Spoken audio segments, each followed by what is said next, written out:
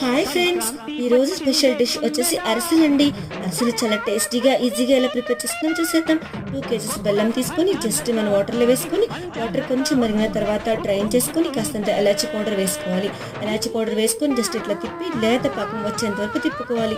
మనం కాస్త నువ్వులు వేసుకొని వాటిని కూడా యాడ్ చేసుకోవాలి. ఈ విధంగా యాడ్ చేసుకున్న తర్వాత రైస్ పౌడర్ మనం ప్రిపేర్ చేసుకున్నాం కదండి ముందుగా, ఆ రైస్ పౌడర్ని కూడా వేసుకుని ఈ విధంగా తిప్పి చలివిడి వచ్చేలాగా తిప్పుకోవాలి ఉండలు లేకుండా. ఇప్పుడు ఒక్కొక్కటిగా మనం హీట్ అయిన ఆయిల్లో మనం జస్ట్ ఒక్కొక్కటిగా జారవిడ్చుకోవాలి.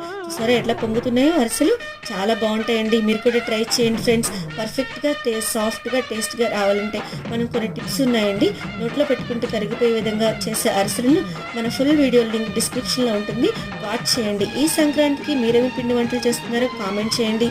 మీరు మన ఛానల్ని సబ్స్క్రైబ్ చేసుకోండి. చూసారా ఫ్రెండ్స్, ఎంత బాగున్నాయో చూస్తుంటే నోరూరిపోతున్నాయి కదా. Thanks for watching. Please like, share and subscribe.